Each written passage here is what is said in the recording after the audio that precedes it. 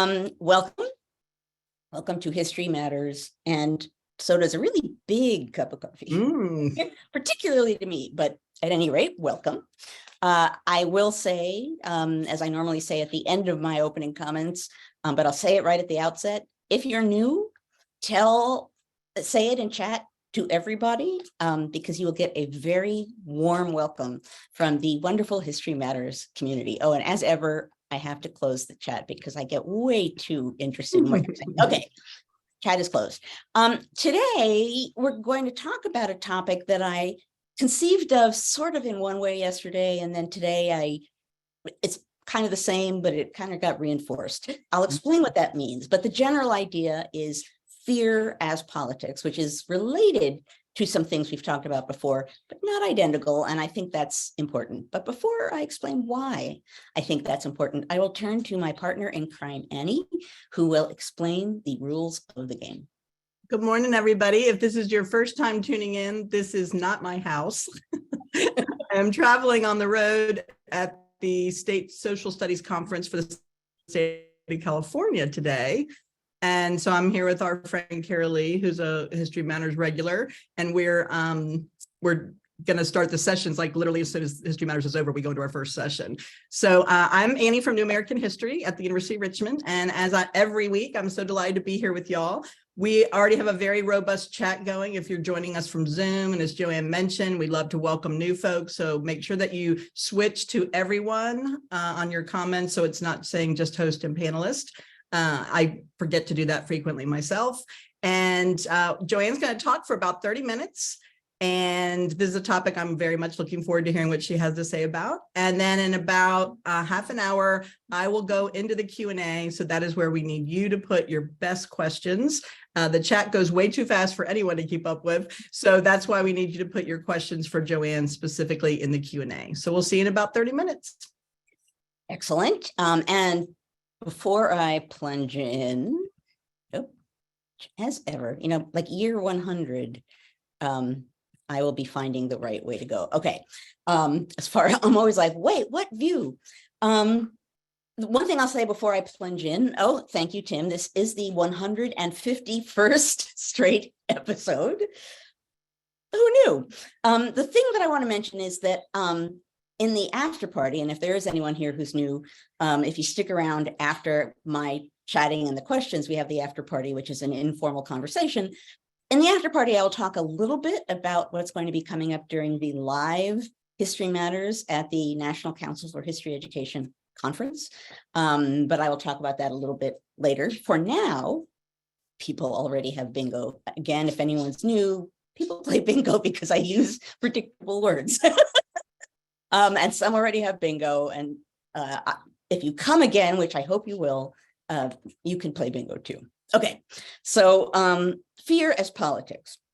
Now, we have already talked, and we're now at the point, 151 episodes, we're at the point where when I think of a topic, I have to go and scroll through past topics to see, like, have I addressed it before? How did I address it before? How close is this?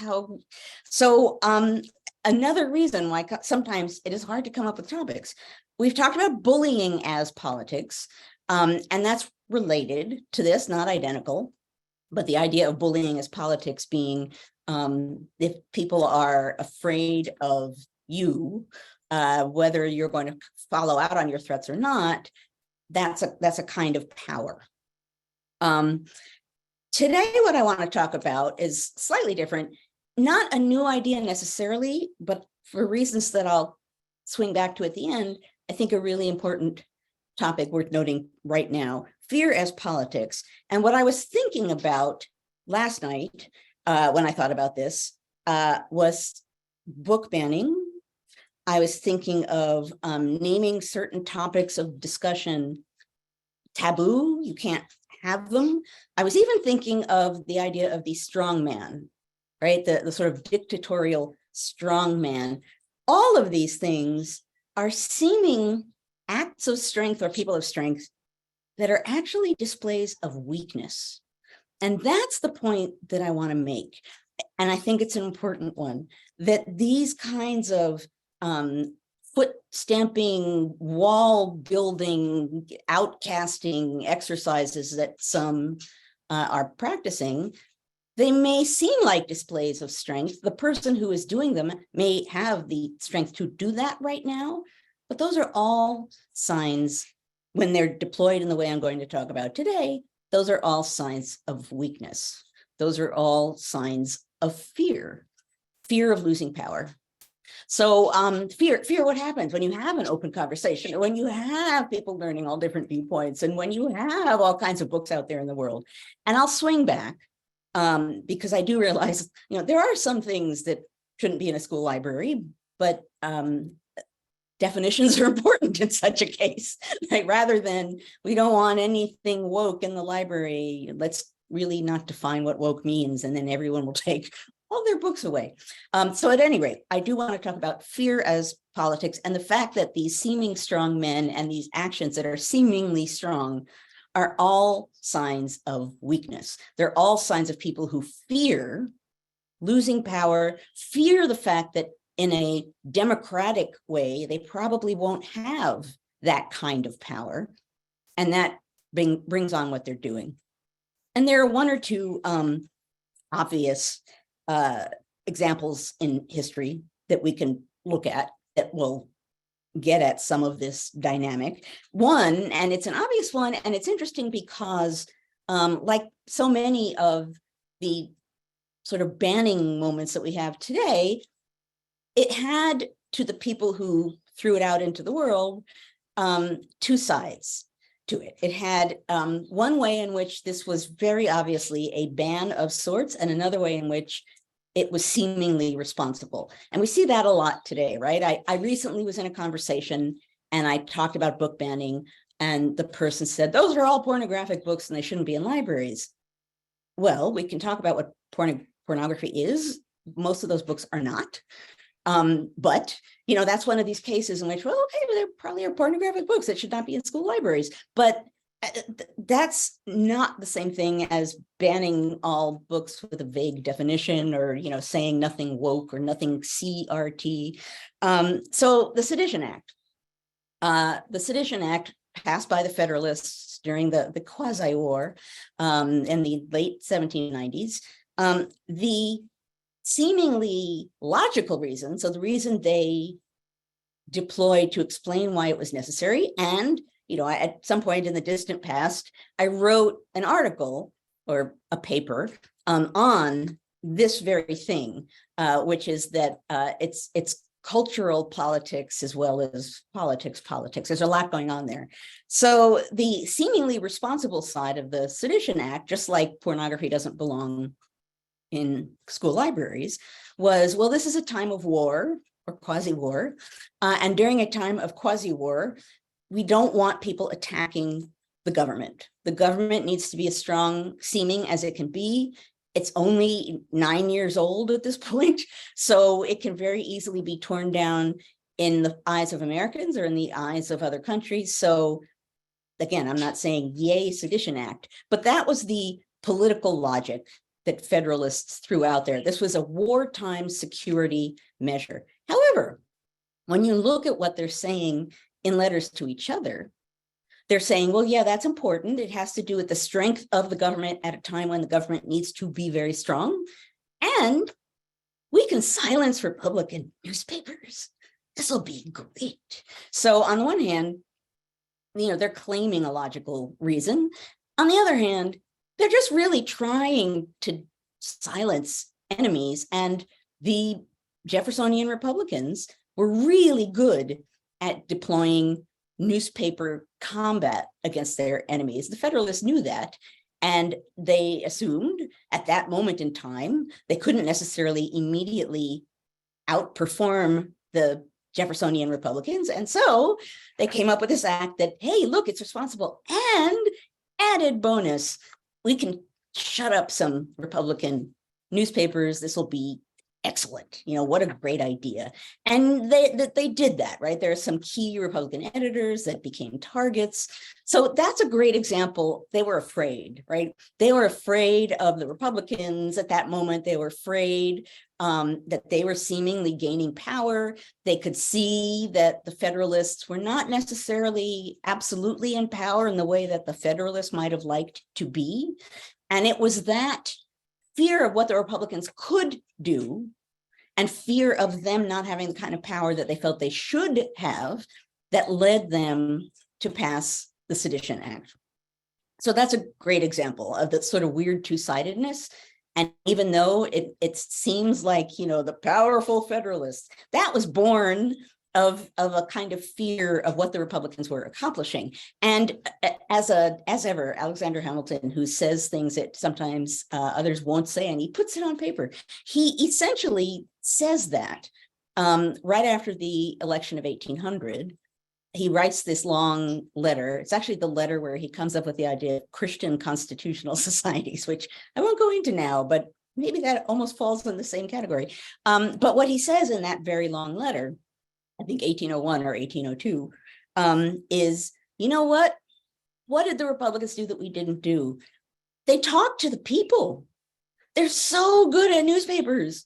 We don't talk to the people, we talk to each other. This is not good. So he actually says they're doing this so well, and we don't. There's another Federalist that says we talk to each other. We don't talk to anybody else. That's really not useful. So at any rate, you can see how what seems to be responsible, what is promoted as responsible during a time of war, also has behind it a real partisan urge, and I suppose you could say political cultural urge, to silence opponents.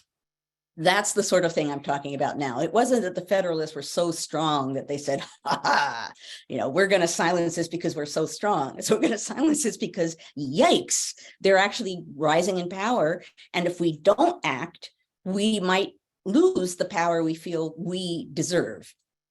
Another example of this, related to, again, the idea of bullying as politics, but the dynamics of it are shifted, is the example of the Southerners. I was over my shoulder, my last book, The Field of Blood. The Southerners in that book, right? The book is largely about Southern members of Congress using threats and violence to intimidate largely Northerners into silence or compliance, right? This person's threatening violence. And if I stand up and say something, I might pay a price for that, or I'd rather just sit down and shut up than have to deal with whatever comes next. All kinds of reasons why people self-censored. But the underlying dynamic there, it's not that the Southerners are so strong that they're just having a thrill at standing up and bullying Northerners. I'm sure some of them were. Henry Wise probably enjoyed himself of Virginia immensely, since he's my most frequent fighter in that book. But they were afraid of discussion of slavery. They were afraid of action on slavery. They were afraid of discussion of slavery. So the gag rules and the threats of physical violence or duels that happened when someone stood up and said something explicitly anti-slavery, that's related to fear. That's fear of the future of slavery. That's fear of slave revolt. If talk of that kind of possibility gets out into the world, that wasn't because the Southerners were so strong. They were called the slave power because in a variety of different ways, they outnumbered others and they used violence to bolster that power.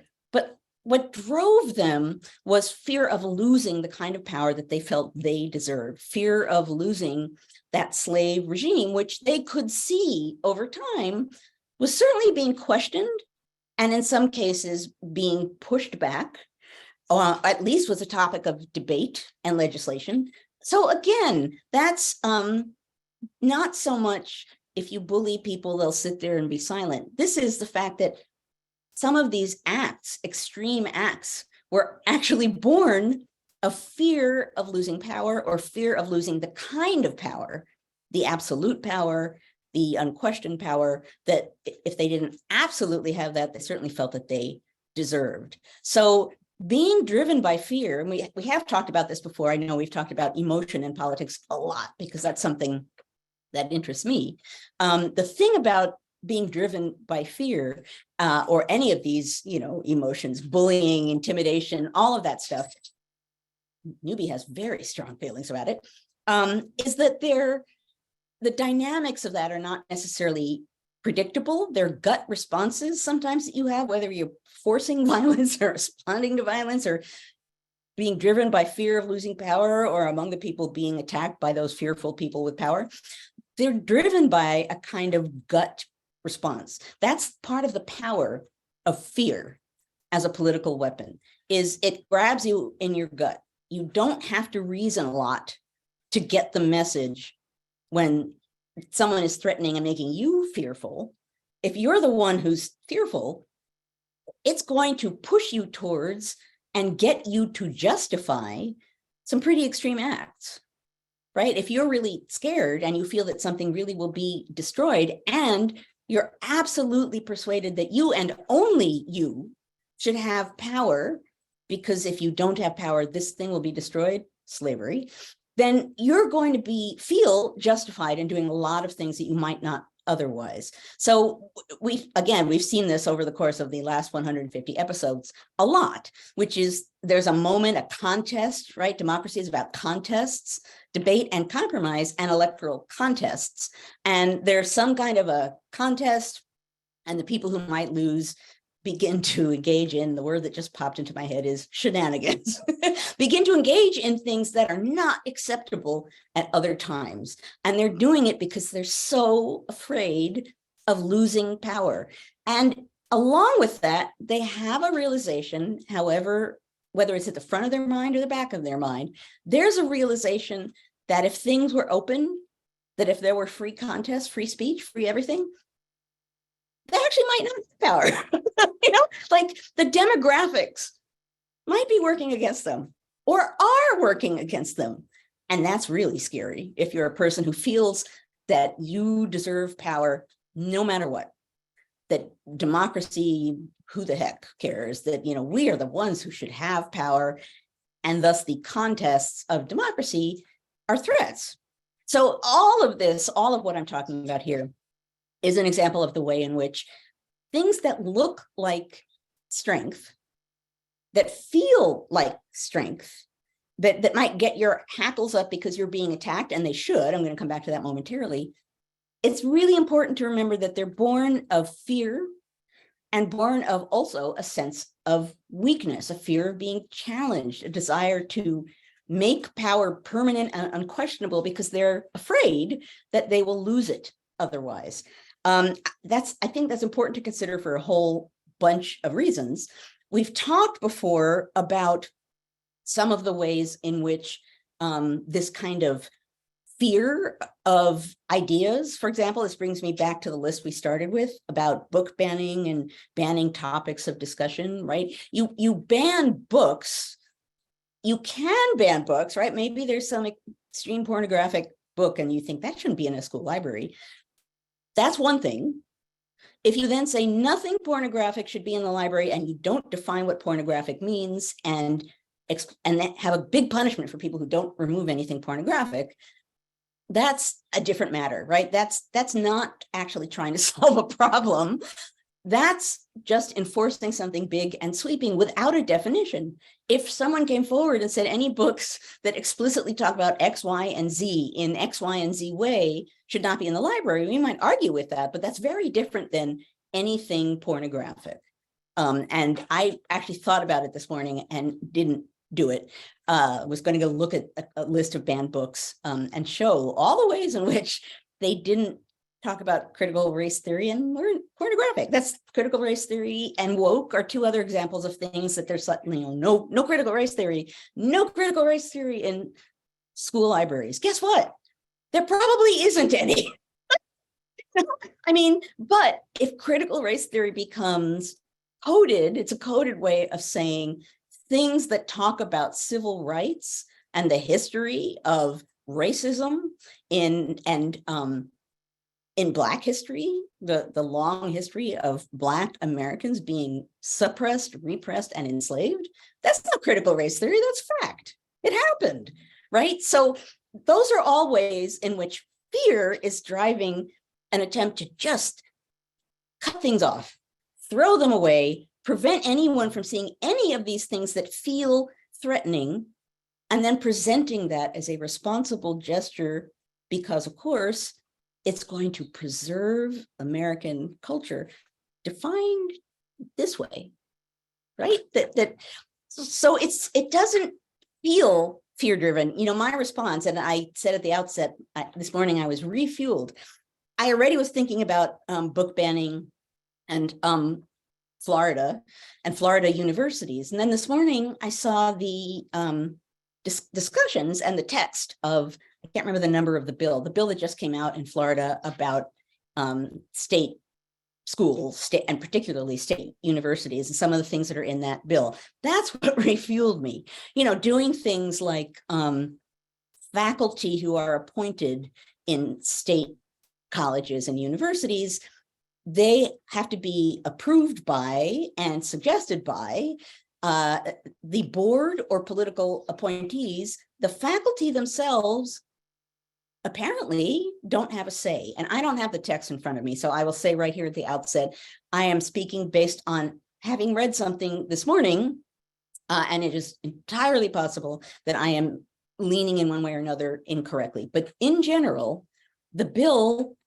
takes power over what is being taught, how it's being taught, and who is teaching it away from the faculty and gives it to people, some of them who are political appointees.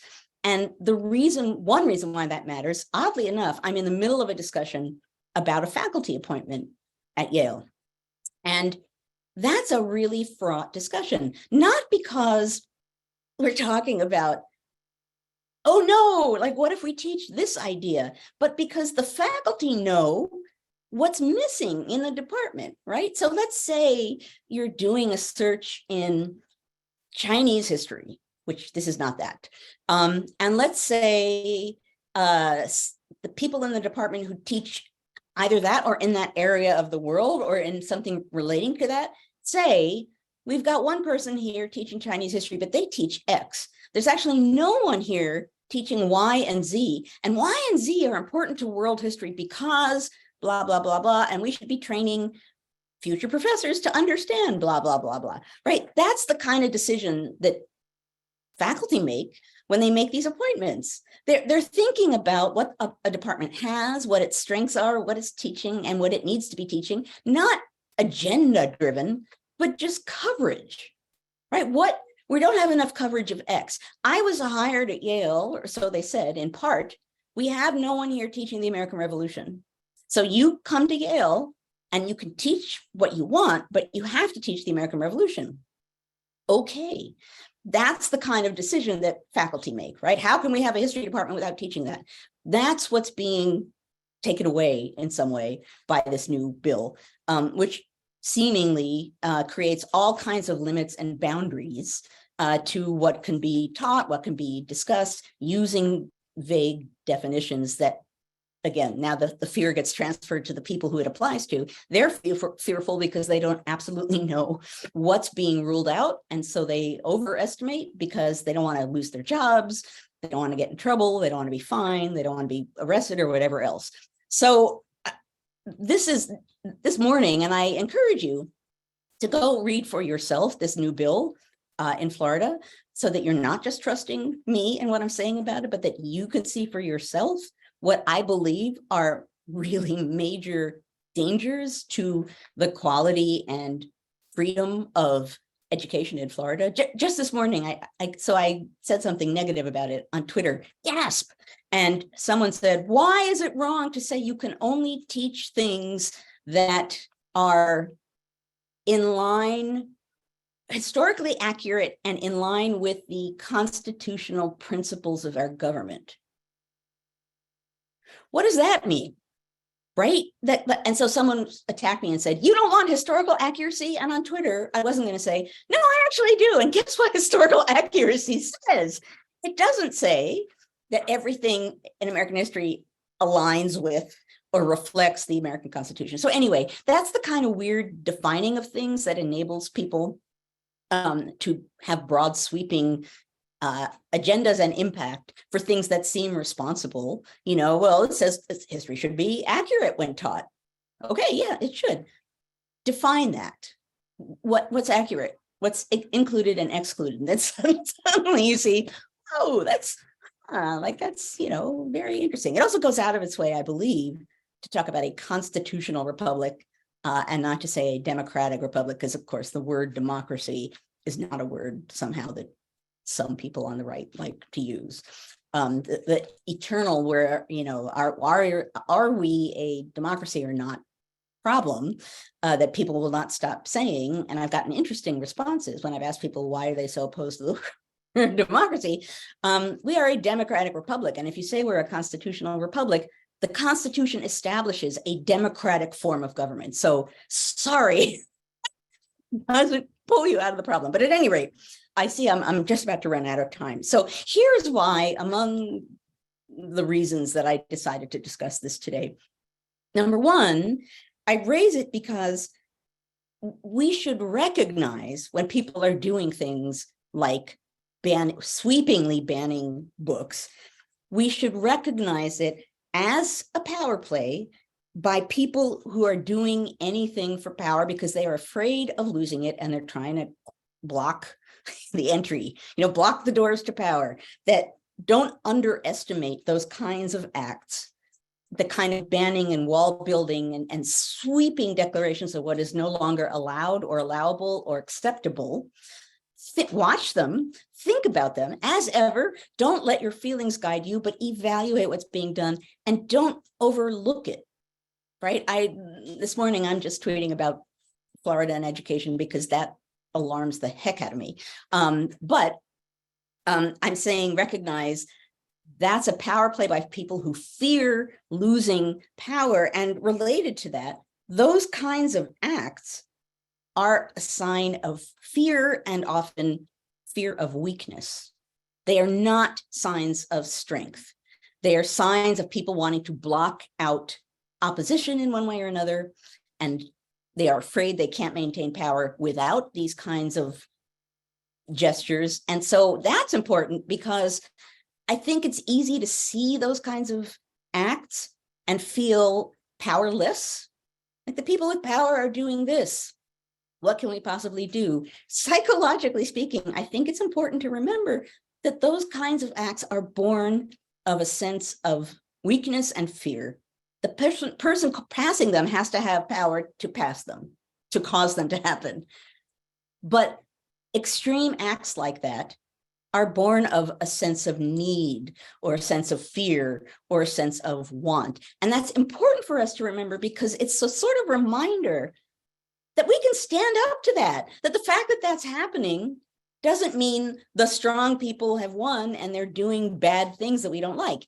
It means these people are afraid of losing power and they're trying to make that impossible. Okay, humanizes them, changes our sense of the dynamic of the fight, and ideally will encourage us to not feel outpowered, to at least feel that they may have political power. Newby agrees entirely although they have political power and although they can impose punishments of all kinds, they don't have unquestionable strength and power. Even if they have unquestionable strength and power now, they have it because they've blocked entryways and kept people out. So remember, fear as politics, meaning sometimes the powerful people are acting based on fear, and that might cause extremism, and that might cause totalitarianism. It might cause authoritarian government of one kind or another, but those kinds of governments, strong men, are not born of people who feel strong in their power. They're born of people who are desperate to feel as strong as they want to be in power.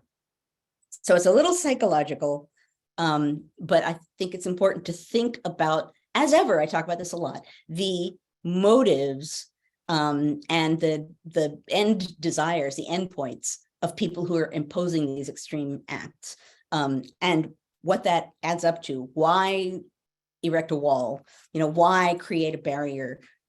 Is there a responsible reason, like, books that do X shouldn't be in a school library? Well, let's talk about that.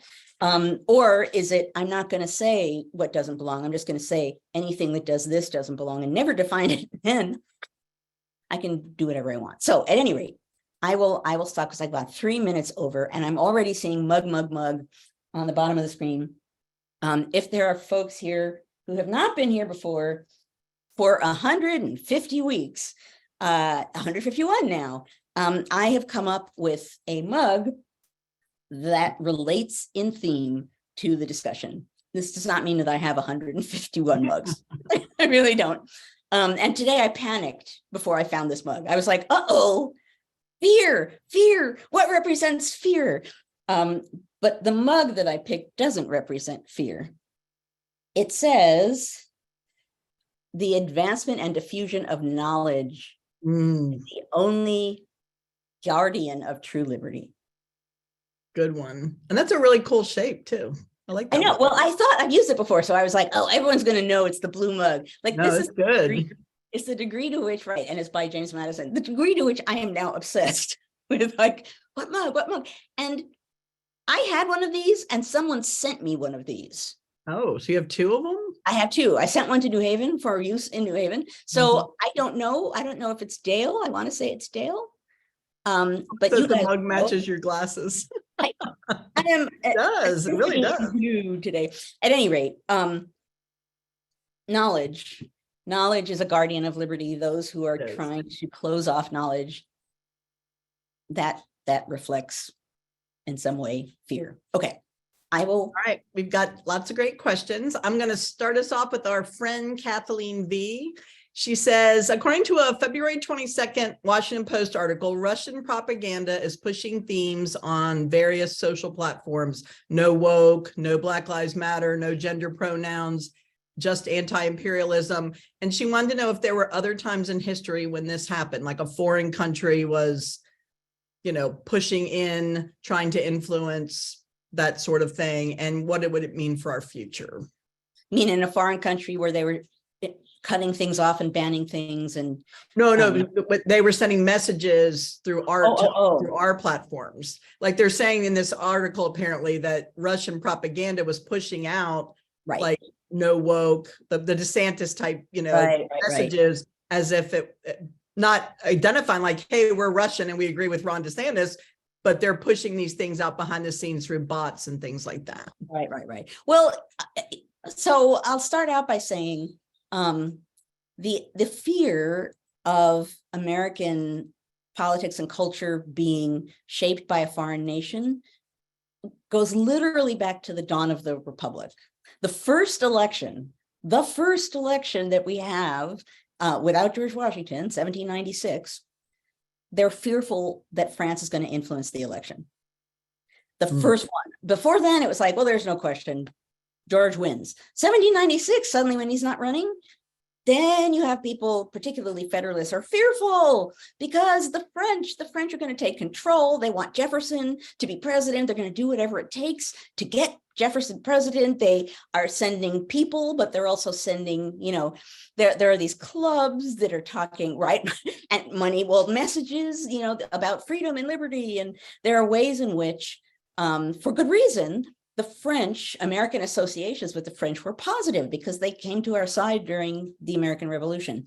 So I think the bigger question, or the bigger statement I'll make, is it is not that necessarily over all of American history there have been targeted attacks from foreign nations on something specific, but boy, there have been a lot of them. I mean, this is the and I've talked about this before, it's one of the vulnerabilities of democracy, which is it's grounded on the public, it's grounded on us and our will. And we, the public, can be fooled and persuaded, and demagogues and liars can make us believe things and push us in a direction that isn't necessarily great, and bad things can happen. So, democracies, or a democratic government, let me put it that way, are about contest and debate and compromise. And for that reason, people who want to have power over that, particularly from another country, that's the same action that a demagogue would take. We're going to be right in there and say a lot of things that are going to get people riled up and push them in the direction we want them to go. We see a lot of that now, but precisely because we have the kind of government we have, seeding Americans with these ideas, that could be a potentially powerful thing. Yeah. All right. This is our friend Dave. Chat. Jim says Genet and foreign policy. Yes. Yep. People are 1793. putting some links in for that. Yep. Yes, I was going to say 1793. That's a very similar thing of what Genet was doing, slightly different, but a very similar thing. Yeah. Okay.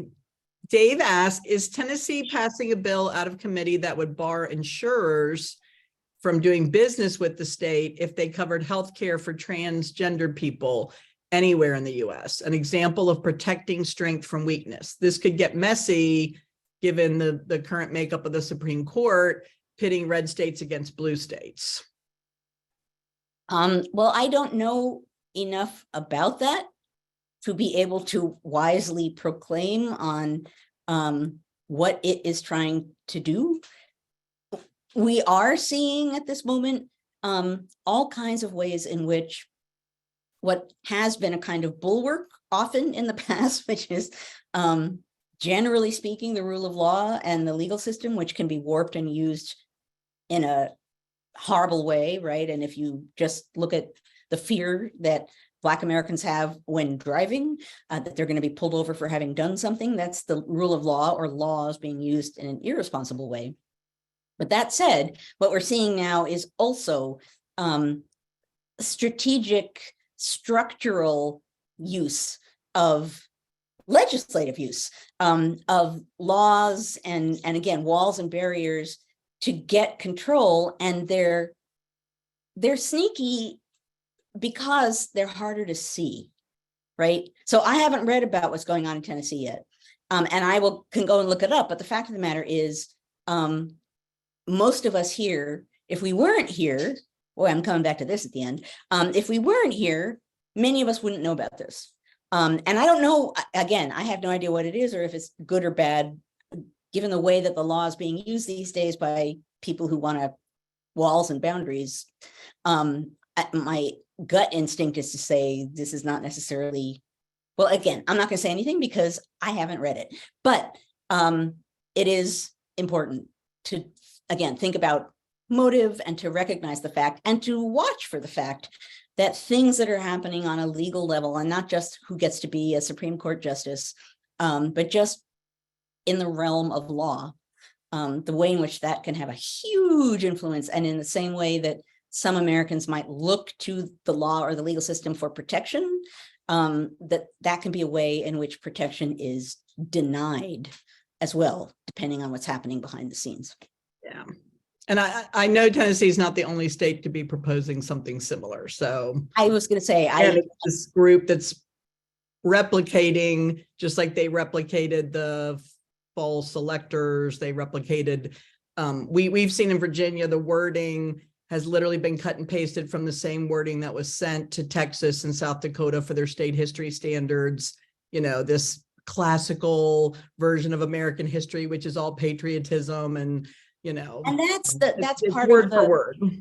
Exactly. It's the word for wordness, which also gets back to the sort of legalistic thing here is that, you know, let's say Florida does something, passes a bill and people applaud it. Why would people in other states that have similar feelings not say, oh, we could do that too? Right. And that's true in no matter what your politics. If you see something you like in another state, you're going to push in your state to do something similar. But there's a contagion of lawmaking of that kind in which you can just see people sort of grab what others have done for similar purpose. And it's a powerful thing to be able to do if you can do it.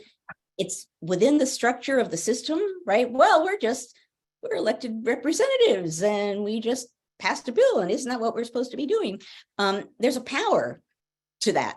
There's another discussion to be had about the different ways in which abolitionists, Black and white, chose to oppose slavery, and whether that was through, laws and legislation and the justice system and legislatures of various sorts, or through violence or threats of violence. And that was a decision, and there are really interesting books on that question too. So this kind of falls into that line as well of logic.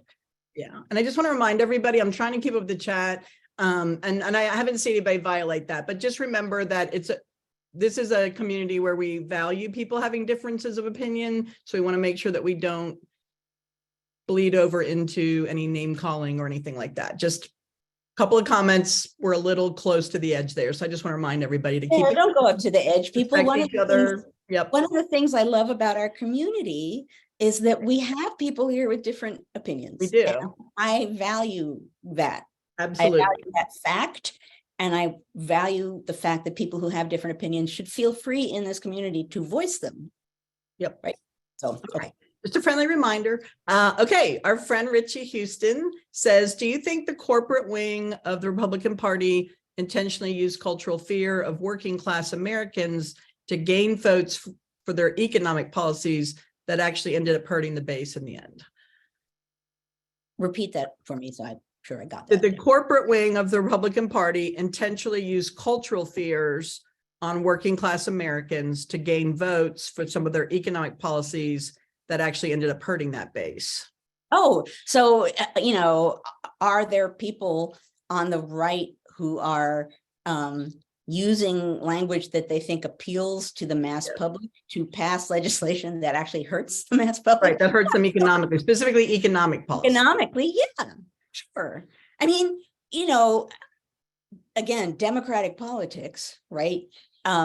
This is one of the reasons why we talk over and over and over again here about the importance of, if you have an emotional response to something, pausing and thinking about why, about reading things, about trying to think about intention, that, there are many, many things you can do in a democratic politics that are not going to help the people, the mass of Americans who they're going to affect most. So yeah, I don't think it's surprising that some people are going to find ways to appeal to the public to get power, and then are going to do whatever they like to do. And I think over the course of American history, that's certainly actually not one side or another that has done that. I think that is politics generally. So but although I don't mean to both sides necessarily what's happening now, but that is part of the game of politics. It's part of why it's so important to look at words and arguments and actions.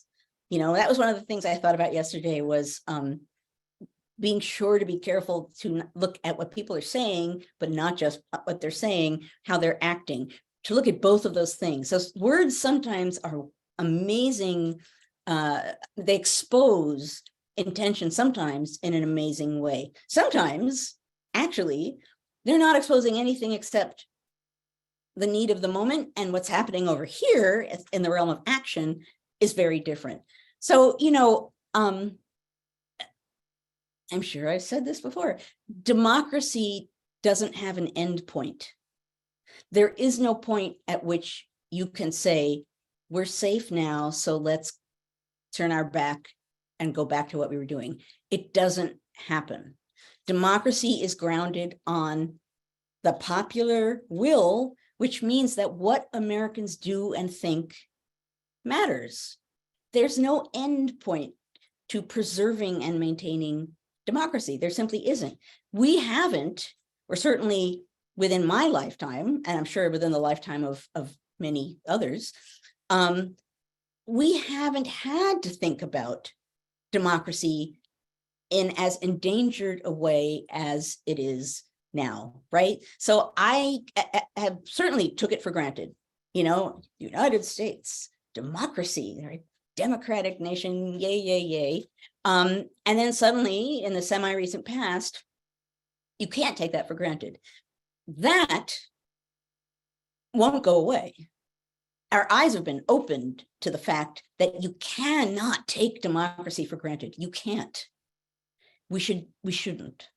That doesn't mean that we will proceed forward generations of Americans in fear. It just means we're aware of the fact that there are ways in which it can be attacked and ways in which we need to be alert to fend off that kind of attack. So I think, there are many things that we might come out of this moment with. One of them might be a new generation of Americans who are more engaged in politics in one way or another, more aware of politics. That's a good thing.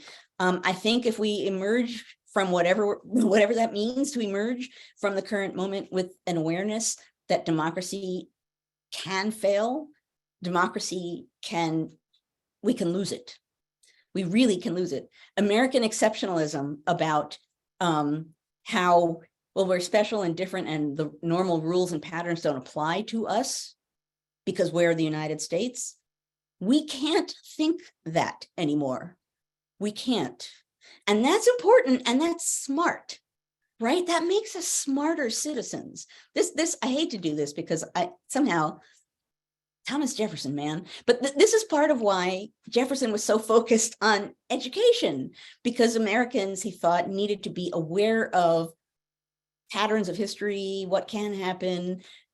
And that was a way to protect their mode of government. So be smart about the vulnerabilities of democracy, the weaknesses of democracy, and the strengths of democracy, which are ways in which we can have some power just as Americans.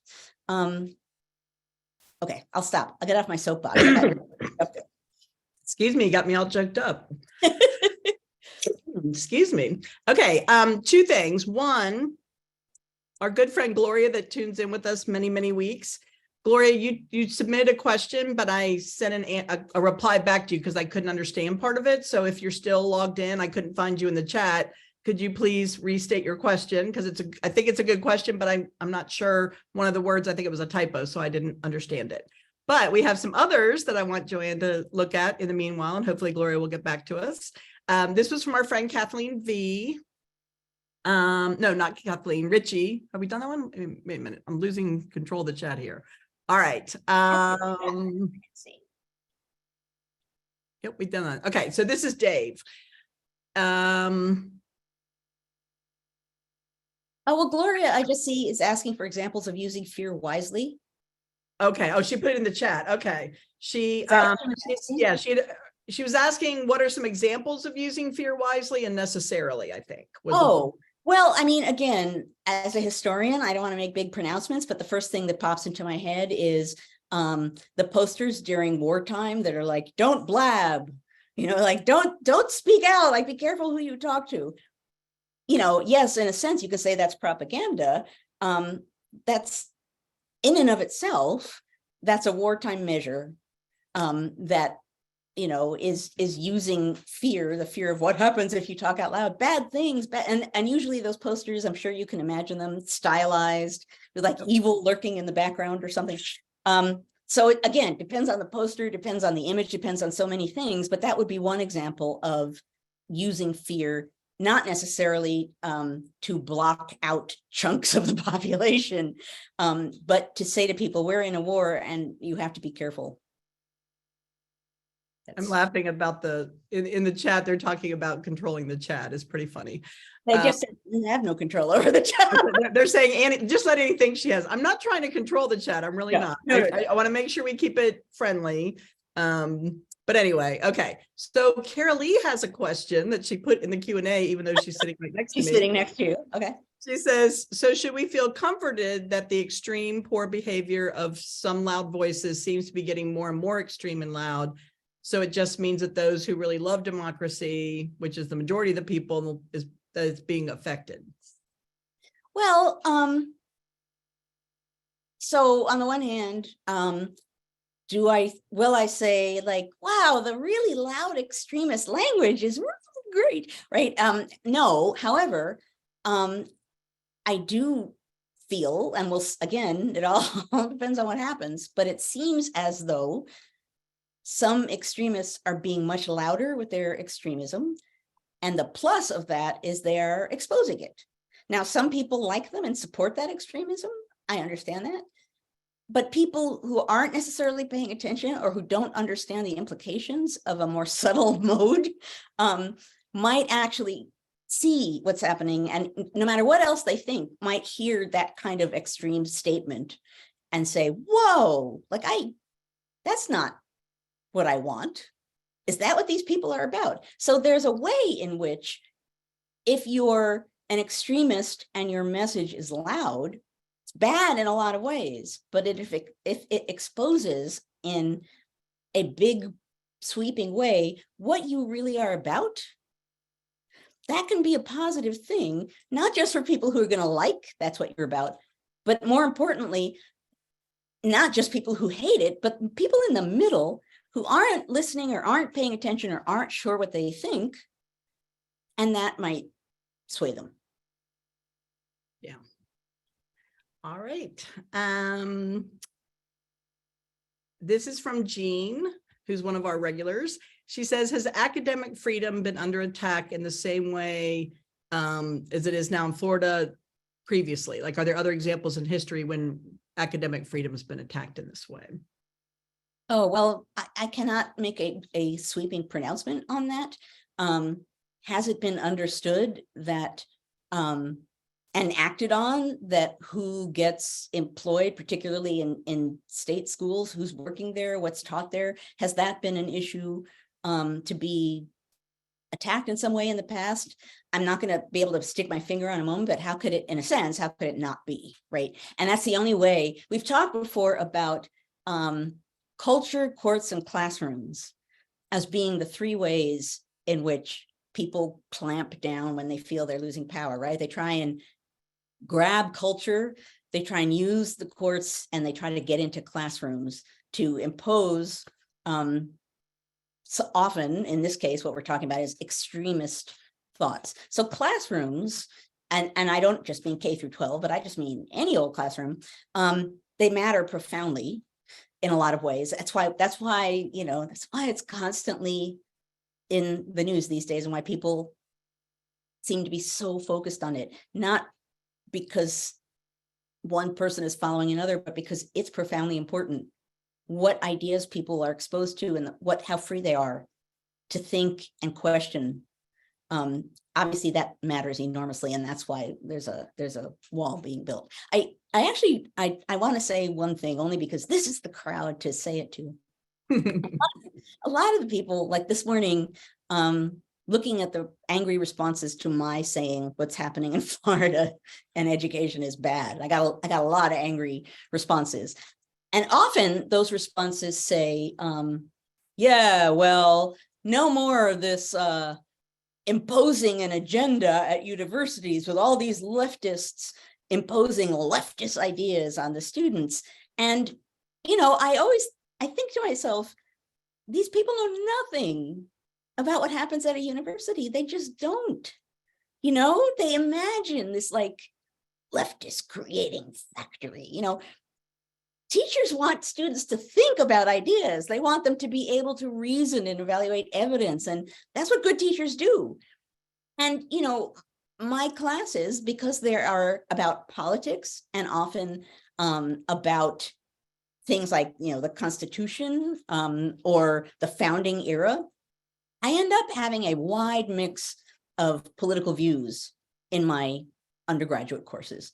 And I noticed that from the very beginning.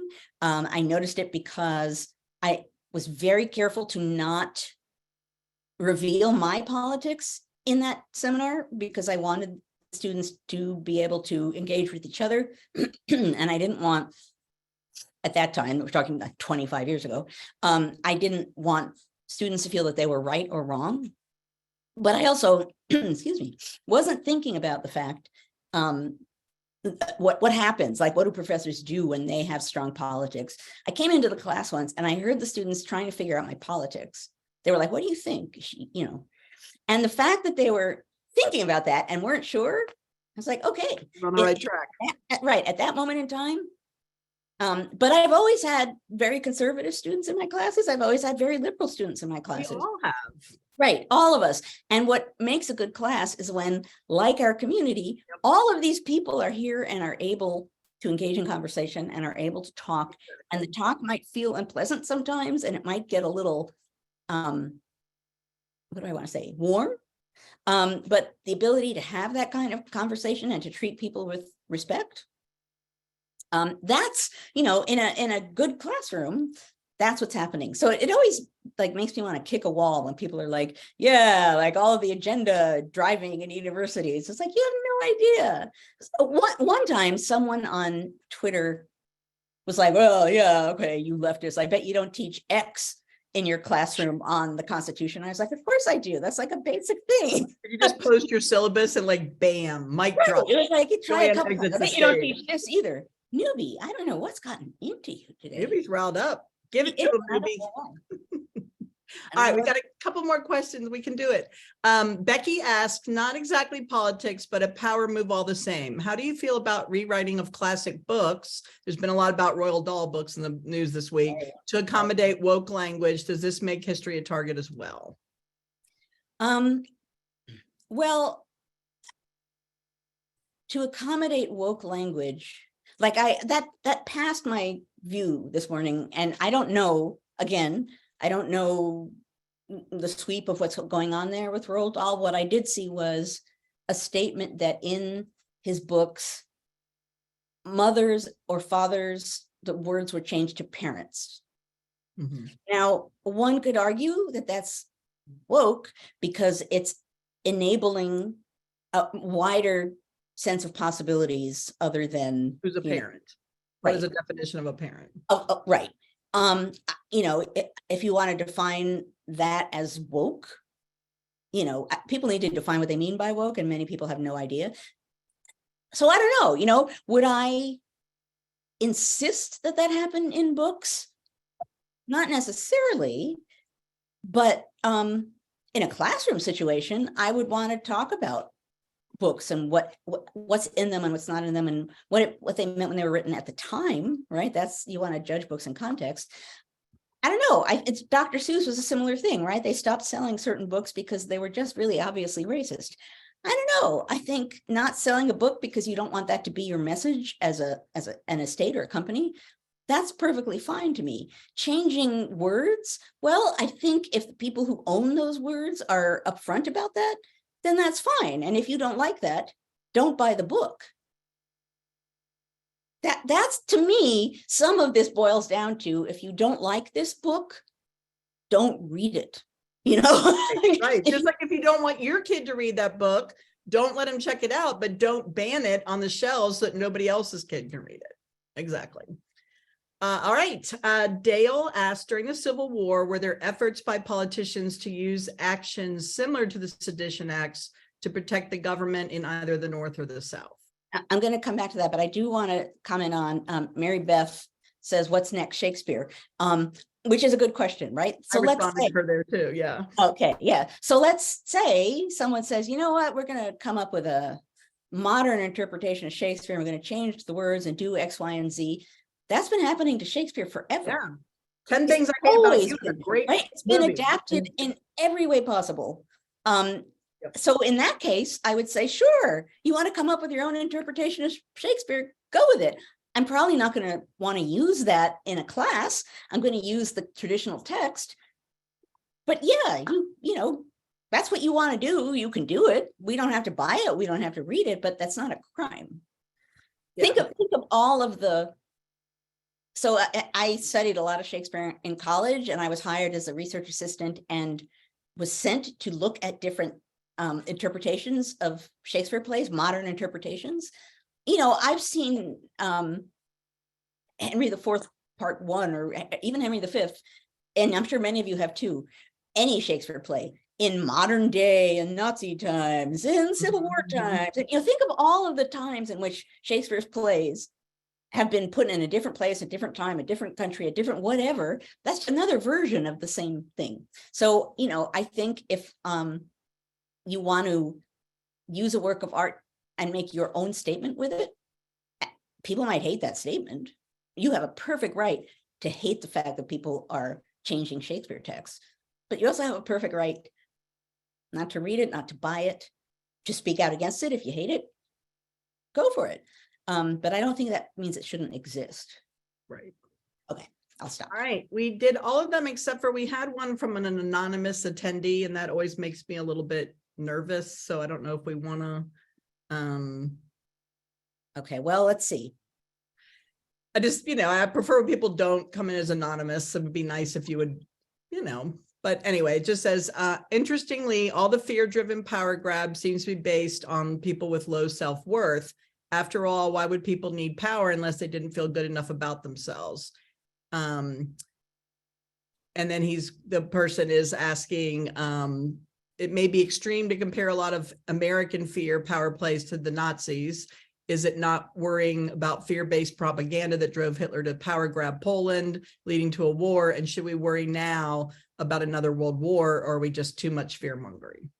Oh, okay. Well, I'll answer that briefly. And then did you ask a Dale question and then not come back to it?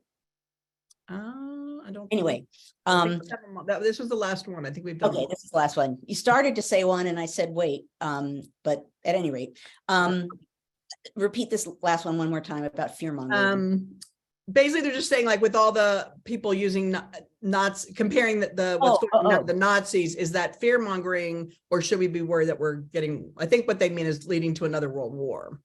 Well, I've gone on TV and said I don't think we should be talking about civil war all the time. My problem with Nazis and civil war is that they become shorthand, and they're almost allow us to sort of breeze over the reality of what's happening. So when you say, oh, we're going to have a civil war, on the one hand, you're not actually thinking about what a civil war actually is. And on the other hand, you're just gesturing towards something that happened in the past. And so you're saying we're going to have a civil war. It's just bad, So to me, using a kind of packaged historical idea, a historical shorthand that way, I don't think that's useful. Same thing with, the Nazis did this. Well, they did.